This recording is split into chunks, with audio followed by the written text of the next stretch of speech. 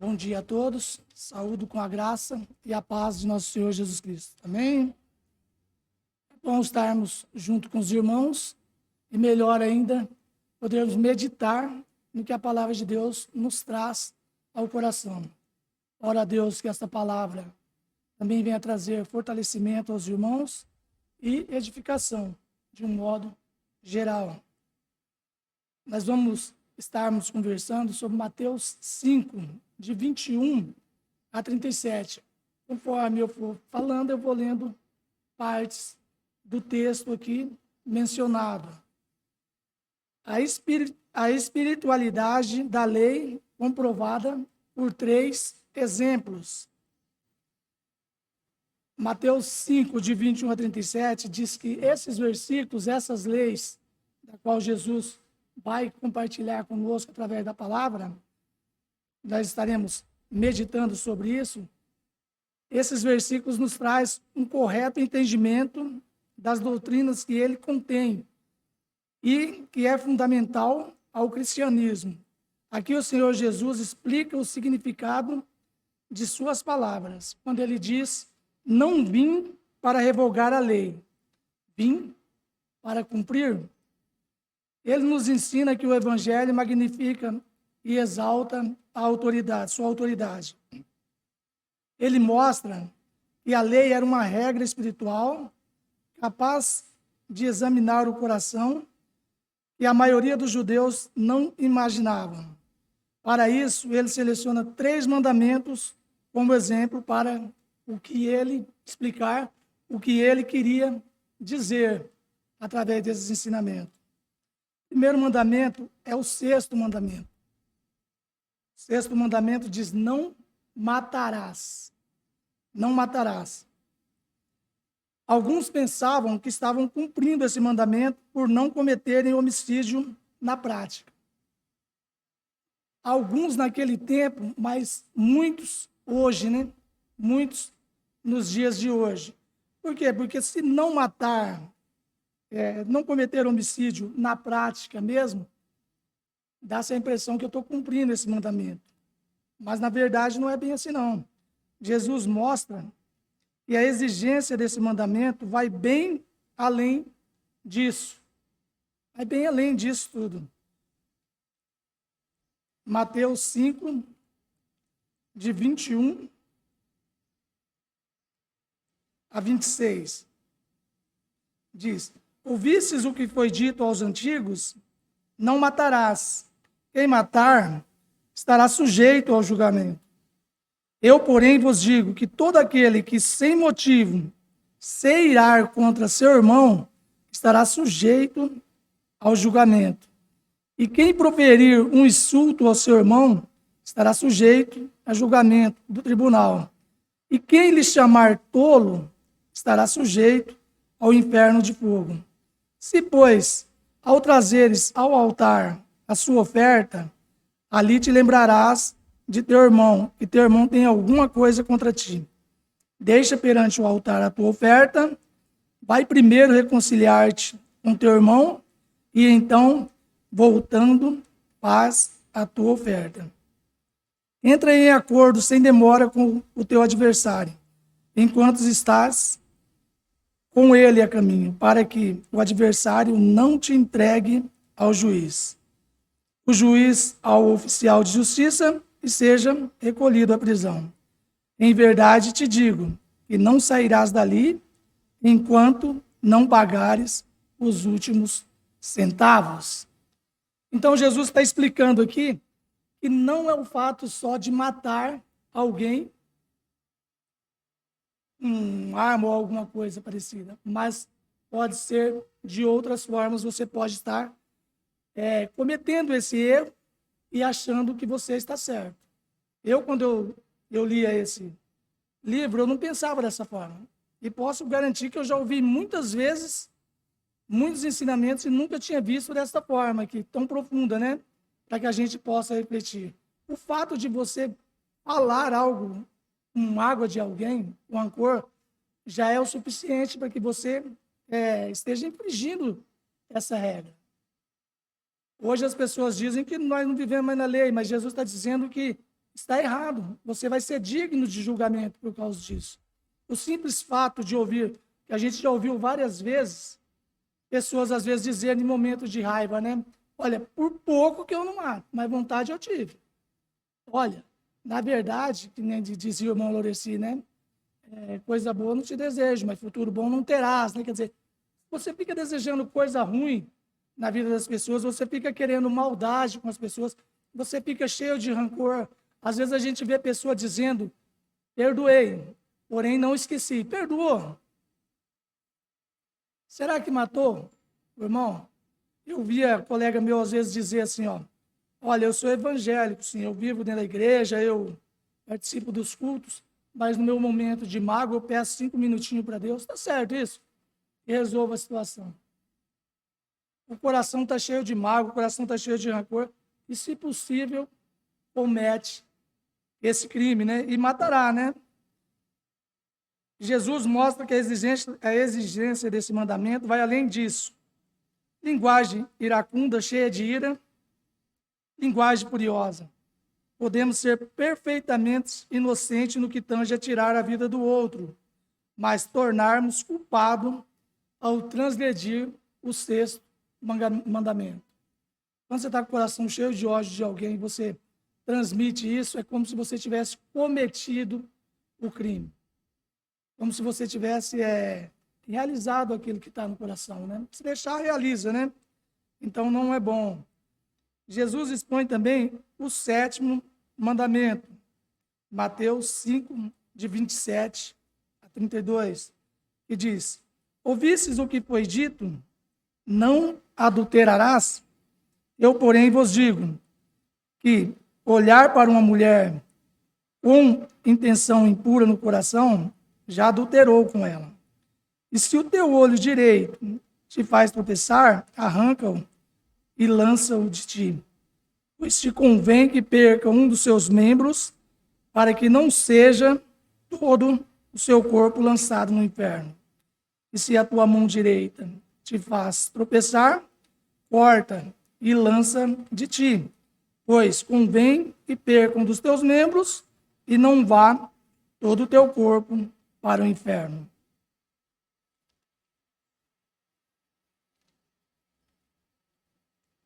É isso mesmo. E também dito aquilo, repudiar a mulher, e também disse isso. Quem repudiar a mulher, dê-lhe carta de divórcio. Eu, porém, vos digo, qualquer que repudiar sua mulher, exceto em caso de relação sexual ilícita, a expõe a tornar-se adúltera. E aquele que casar com a repudiada comete adultério. Eis um problema sério. Eu não tenho nem capacidade e nem sabedoria para explicar algo tão sério, mas eu tenho capacidade para colocar na minha vida e saber o que está certo e o que está errado. Talvez eu não tenha as palavras certas, mas saber o que está certo e o que está errado.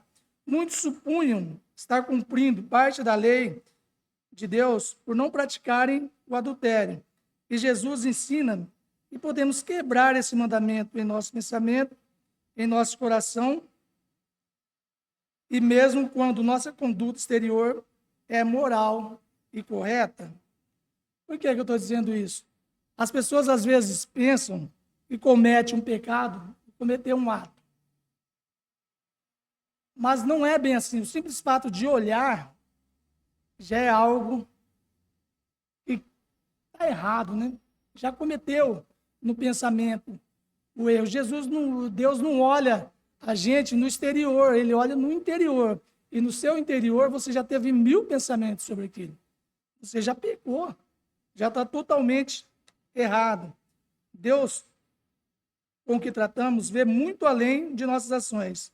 Para Ele, um simples lançar de olhar rápido pode ser um pecado. Deus vê muito além de nossas ações. No versículo 31 e 32, ele diz: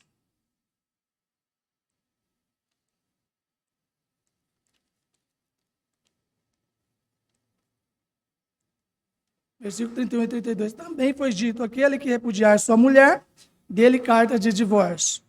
Eu, porém, vos digo que qualquer que repudiar sua mulher, exceto em casos de relações sexuais ilícitas, a impõe a tornar-se adulta. E aquele que casar com a repudiada cometerá o adultério.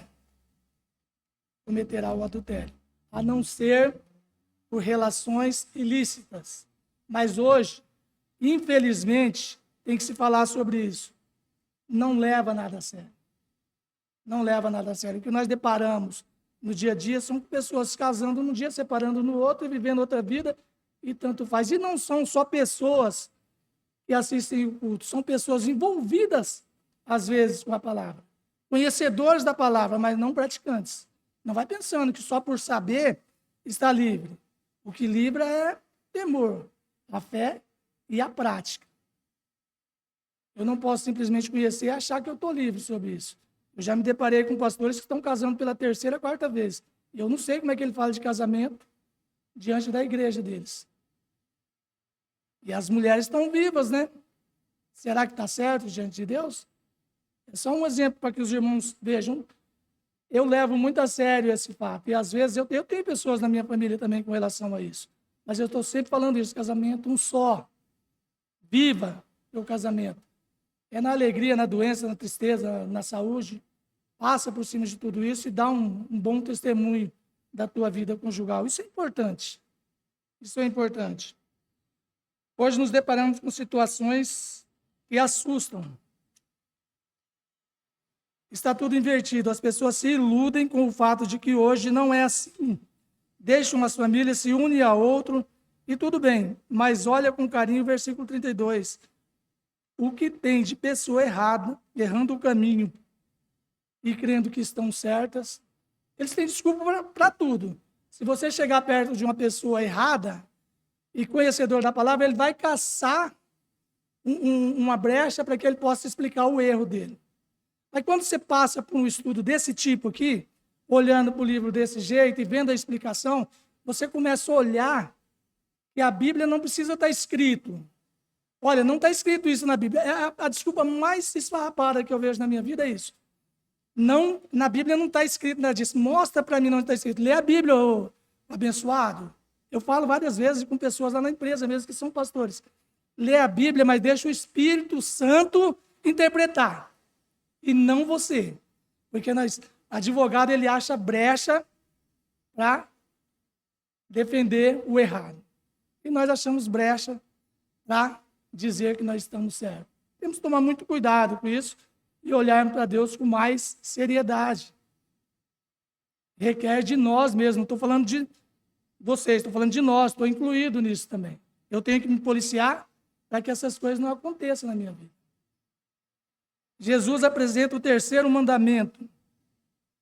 Mateus 5, de 33 a 37. Diz: não ouvistes o que foi dito aos antigos, não jurarás falso, mas cumprirá rigorosamente para com o Senhor os seus juramentos. Eu, porém, vos digo que de modo algum jurareis, nem pelo céu, nem pelos tronos de Deus, nem pela terra, por ser estrado de seus pés, nem por Jerusalém, por ser cidade do grande rei. Nem jureis pela tua cabeça, porque não podes tornar um cabelo branco ou preto. Seja, porém, a tua palavra sim, sim, não, não. O que disto passar vem do maligno. E Jesus está dizendo, não faça jura, não fica fazendo promessa. Alguns pensavam que cumpriam esse mandamento, contanto que não jurasse falsamente ou cumprisse os seus votos. Todo juramento que tome o nome de Deus como testemunha é um grande pecado, exceto em ocasiões solenes. Esse ensinamento nos deveria fazer refletir com grande seriedade. Ele nos ensina a tremenda santidade de Deus. Deus lê o motivo do nosso coração, ele observa não somente nossos atos, como nossas palavras e nossos pensamentos. O salmista diz no Salmo 51, 6, que reconhece. Salmo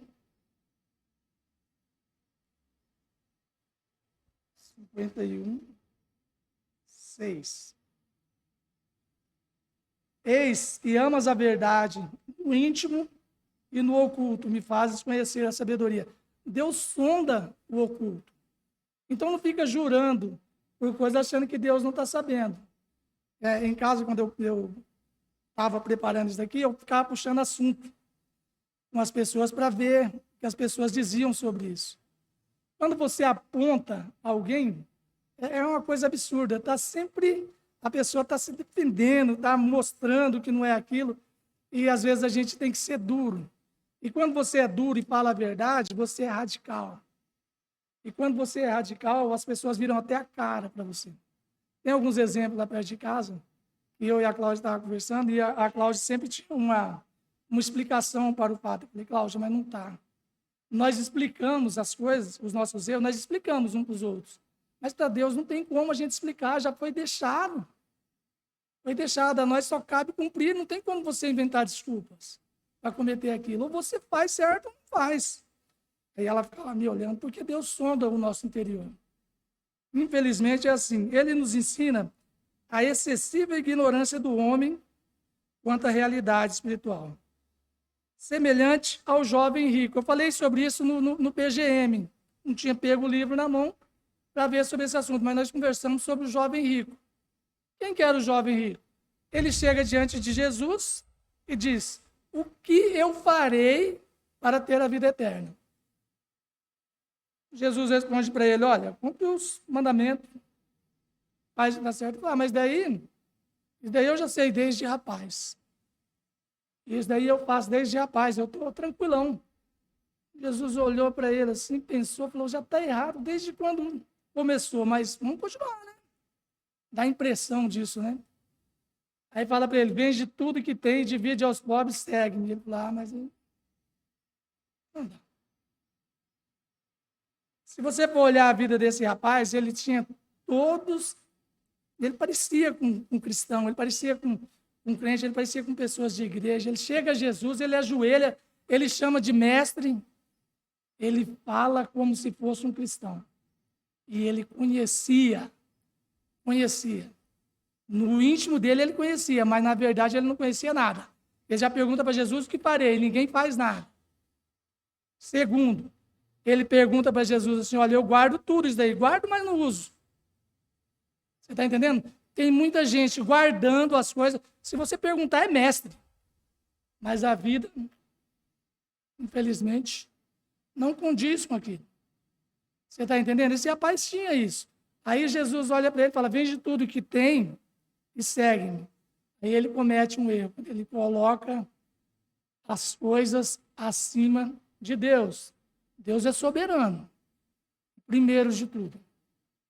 Tudo que eu colocar entre mim e a Deus, que me impede de chegar a Deus, é idolatria. E eu vou estar cometendo pecado. Eu preciso olhar para a minha vida mais sério. Eu não posso ficar olhando para a minha vida e me acomodando como se o fato de estar ouvindo o que falam serve e pronto. Não. O pastor está sempre ensinando isso. Olha, vai mais fundo, busca mais fundo nos versículos. Sabe para que serve isso? Alimento espiritual. Para mim. E para usar com outros se for preciso. Mas primeiro para mim. Entendeu? Então o rapaz aqui não usava. E assim vão vivendo satisfeitos consigo mesmo e plenamente contentes com as suas mini-religião. Se realmente desejamos ser santos, diremos, como o salmista diz no Salmo 139, 1. Senhor, tu me sondastes e me conheces. O salmista diz, Senhor, tu me sondastes e me conheces. Precisamos estar prontos para resolver querelas ou desacordos, para que tais coisas não levem ao pecado ainda mais grave. Irmãos, nós precisamos estar prontos para isso. Muitas vezes o pecado, ele agrada e você vai cometendo pecado, vai inventando desculpa para estar perto daquilo, fica sendo elogiado, que lá faz bem para o seu ego, mas o espírito morre. Você tem que tomar cuidado com isso e cortar isso antes que ele se torne algo pior para a sua vida ainda. Nós precisamos estar prontos para resolver aqueles desacordos. Se esforçar ao máximo para não dar lugar ao pecado. Paulo deixa claro que fugir não é covardia. A maioria das vezes que Paulo está instruindo, ele diz foge, foge, foge, se afasta.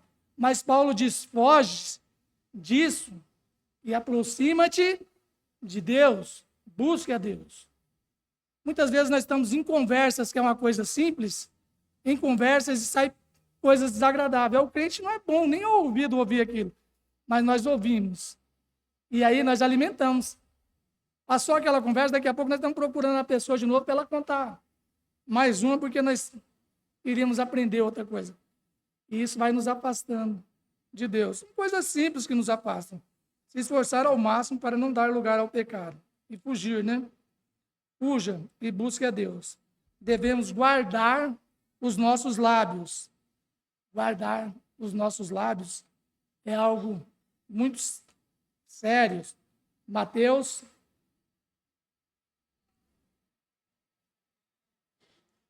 12, 36 e 37.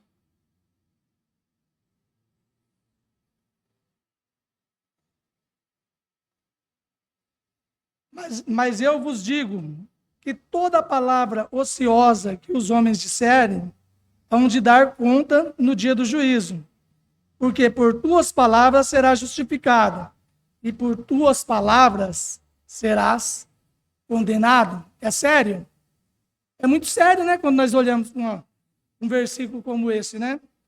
E tem um pensamento árabe com relação a nós guardarmos os nossos lábios, que ele diz assim, ó, melhor ser dono do silêncio que escravo das palavras. Então precisamos tomar cuidado com isso. Quando a palavra de Deus está dizendo isso aí, que nós vamos prestar conta sobre as nossas palavras mal proferidas, então é melhor ser dono do silêncio. Amém? É lei. E a lei é para ser cumprida, embora às vezes muito dura. Mas se não existisse, não teria regras, nós andaríamos errado.